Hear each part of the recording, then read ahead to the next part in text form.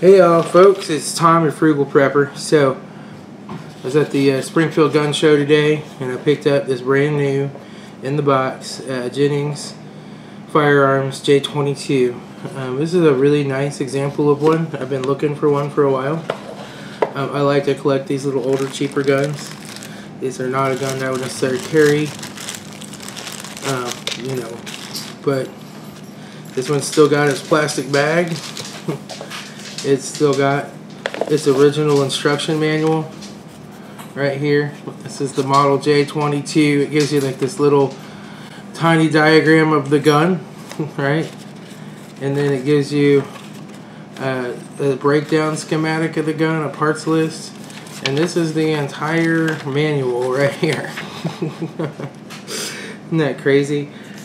No wonder they got sued a bunch of times. I mean, it's just crazy how little they used to give you back then.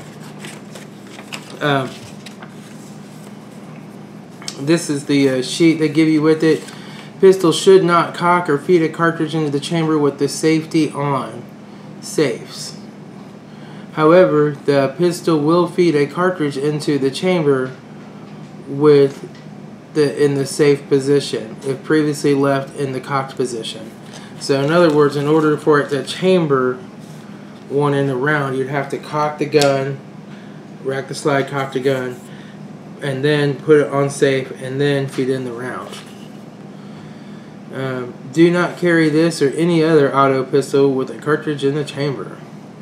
If your pistol fails to eject the cartridge or recock when firing, we suggest trying a more powerful ammunition such as Remington high velocity or CCI stingers. I do have a box of stingers. I got these mini mags. We'll try those, and we'll try the CCI stingers in it here too. Got the Thunderbolts here too. We can always try those, but it's been my experience that these cheap little 22s run pretty good with the mini mags or the velocitors or the stingers. But yeah, she's a clear, of course. But if you look at just the magazine and the chamber, you can just tell this gun has never ever been fired. It's just perfectly pristine and clean in there. She's unfired in the original box. That's amazing. Most of these were used to hold up a convenience store and then were given to the police as evidence and destroyed. That's kind of the thing about these guns. This is one of the original Ring of Fire guns. To where, back in the 80s they called them the Saturday Night Specials. And at first they made it so that you couldn't import little tiny guns, little tiny cheap guns like this.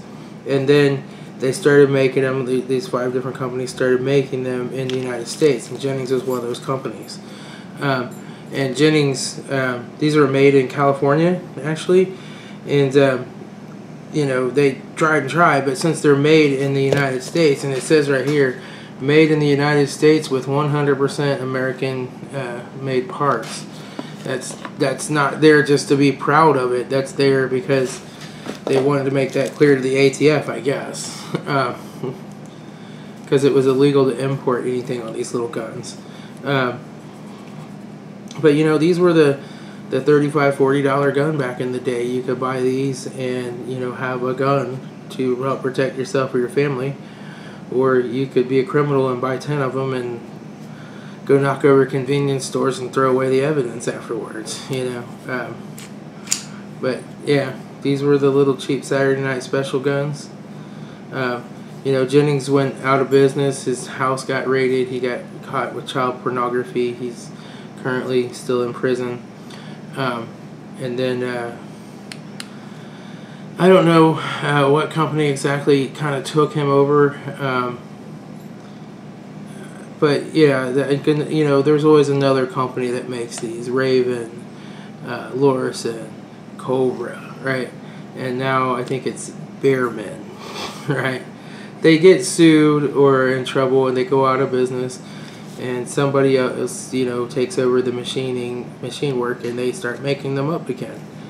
And they sell them, and they sell like crazy because a lot of people do show up and they're like, I need a gun, I don't make much money, I work at a fast food joint, but I got my concealed carry license and I need some type of a cheap gun to carry, and they'll get one of these. Although the 22s are kind of hard to find, but you can still find the 380s and the 25s and that kind of stuff. But it'll be interesting. I used to have one of these that was a Lorison back in the day that I bought new, but I ended up selling it because it kept jamming. But back then I just didn't even know I had like some cheap ammo and it kept jamming and stuff. I didn't know you had to put the high powered stuff in it or whatever, so I just took it back to another gun show and sold it. You know, hey, it's nice. It's got some nice wood grips on it. It's a very chromy, very shiny. It's got the European style mag release. It only has one magazine with it. I could probably find another mag for this, but you know, these mags are getting hard to come by these days. I mean, there just weren't a lot of them out there. I had an opportunity to buy one of these a while back, but it was missing the magazine. One of these side plates was like cracked and broken off, and you know, it had just been rode hard and put away wet, and I decided to skip on that. And I saw this one, and they wanted $125 for it, which was a little pricey. I got them to take $100 for it, and I was willing to pay that. Normally I go about $75 or $80 on a gun like this, but this is a pristine example. 419,000 serial number, unfired, with the original box and all the original manuals and even the original plastic bag that it came in. I thought that was great. So go take it to the range now, and we're going to shoot it, because this poor little gun has been unfired long enough. It's not fair to it. It's designed to fire bullets, and we're going to fire some bullets through it.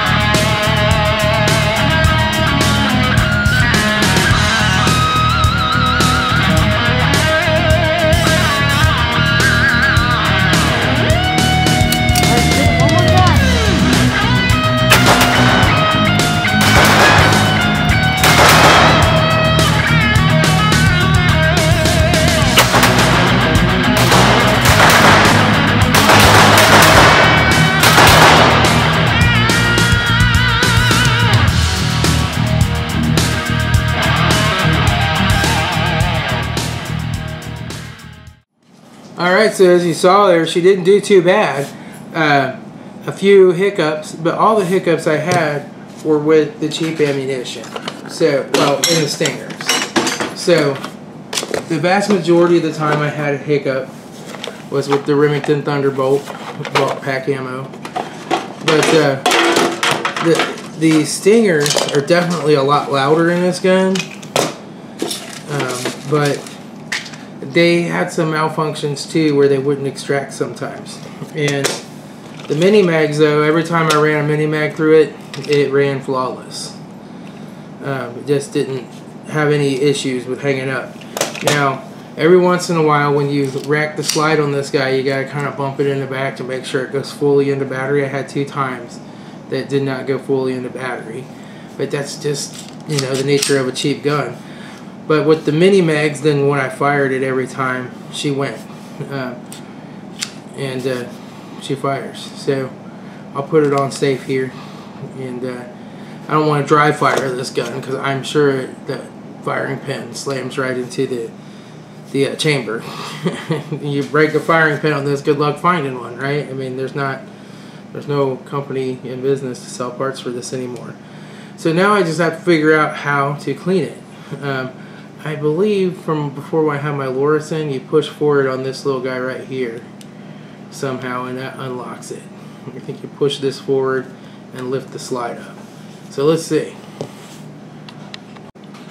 Alright, so let's see if I can open this guy up with my multi-tool here. I think I can probably use this little blade on it to push this guy in. Yep. Oh crap. Yeah, let me go find those 2 pieces. There's that and that. I think they're... Okay, there's the firing pin. Okay. So we got this piece here that goes in it. That's the firing pin. And that slides down in there. Okay. And then this hook comes down here and locks right here to hold your barrel on. There's our extractor. That extractor's kind of loose. But I guess it's designed that way. I'm kind of surprised. It's a typical blowback design, you know. Made to be cheap. And there's our safety right there.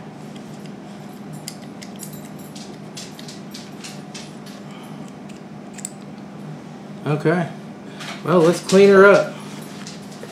We're just going to give her a light cleaning.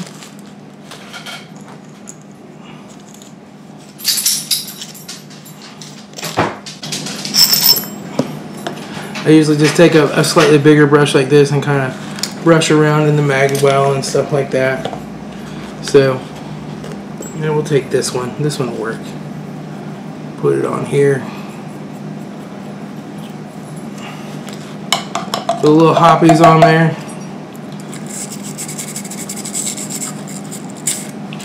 Careful not to break that extractor.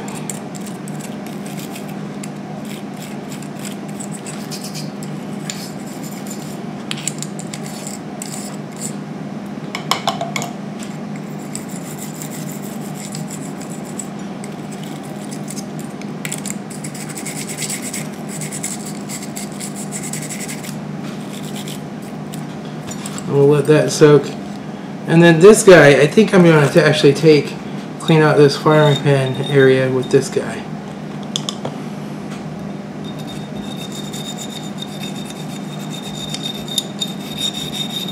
And then we'll use the bigger brush for the top part of it.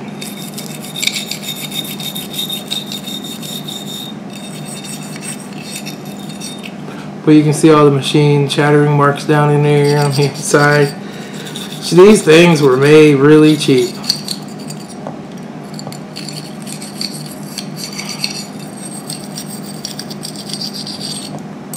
And we'll clean off the face of this guy pretty good, as good as we can, where everything is. And here's our extractor right here. We'll make sure we kind of clean out under that.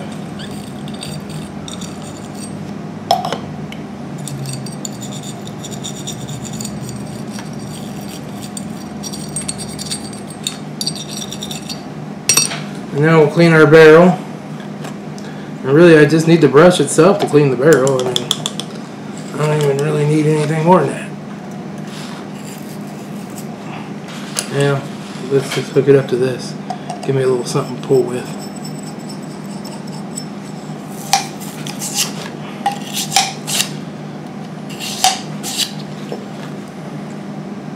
Kind of curious if she's got any kind of rifling in her. I mean, she's a pretty accurate little gun. Oh yeah, she got some nice rifling.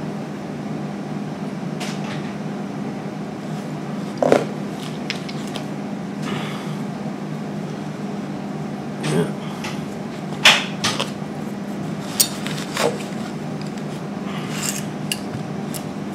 I guess we just tuck the corner in it, it'll work.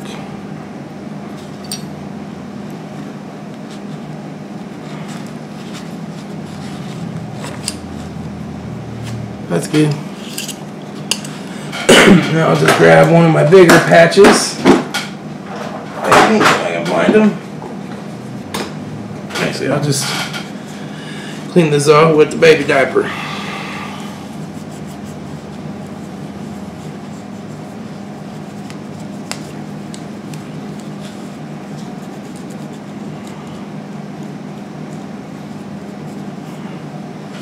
And what I want to do,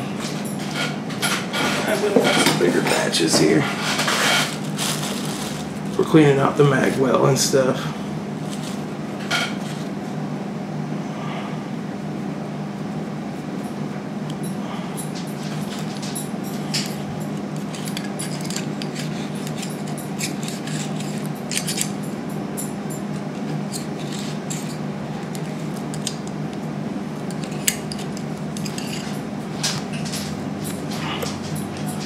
That seems pretty good.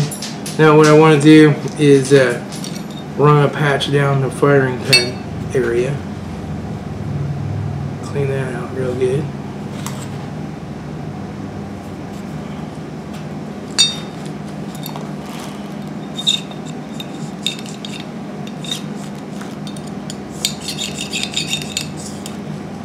Good enough. We'll just kind of try to clean off this breech face as good as we can.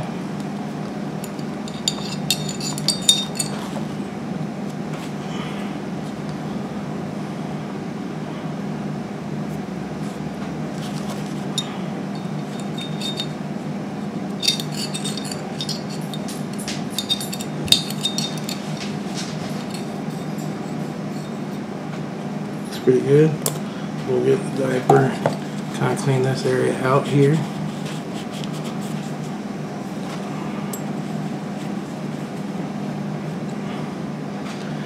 It looks good. Alright, I'm just going to take and kind of clean off this firing pin a little bit.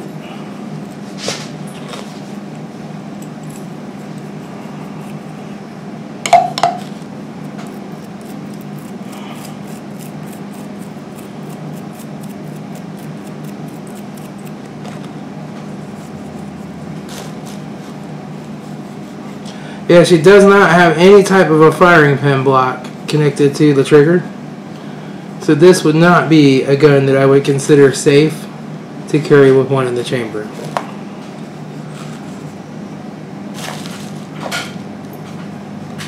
It wouldn't necessarily be a drop safe type of gun. But I'm not going to worry about cleaning the springs. Just drop this back down in here. And that'll go back in there.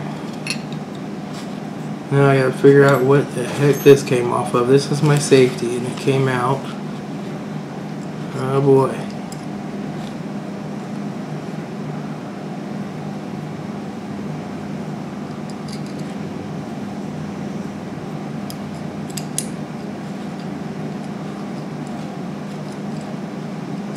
I think that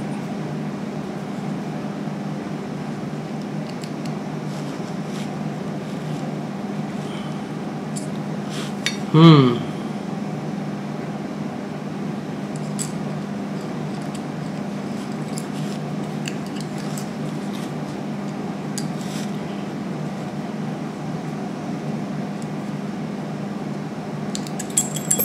think that's how it goes. It goes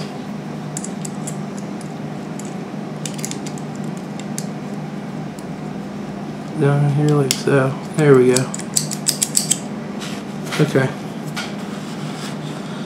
So now we are ready to, oh, we have to put our blowback spring back in. Right there.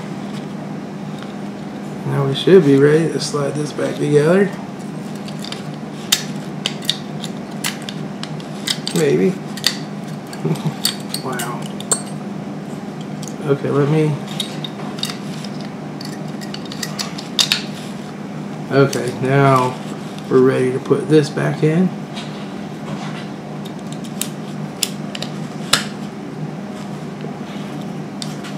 Is that something to push on that with?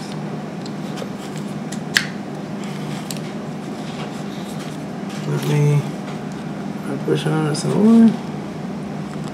Maybe.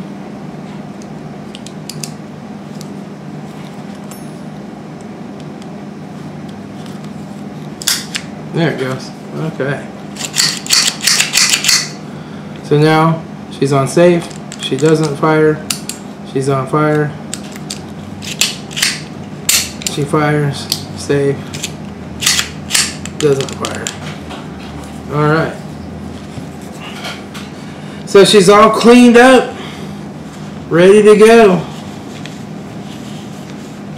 It is a really fun little gun to shoot. I find that the sights on this gun, while they're minimal, they do stand up enough and they are visible. I can see them. I can put shots on target with this.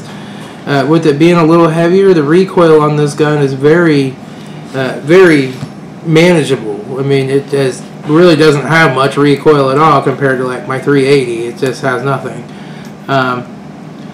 The socket, the grip is just a little bit loose here. We'll tighten those up. Alright. But yeah, she fires. And she seems perfectly reliable with mini mags. It wouldn't be an ideal carry weapon because you can't safely carry one in the chamber without a firing pin block. But it's a good little gun. Alright folks, so right now you can't always afford the gun that you want, and you can't always find the gun that you want. So sometimes you just have to go buy a cheap gun and take it out and shoot it and have some fun with it.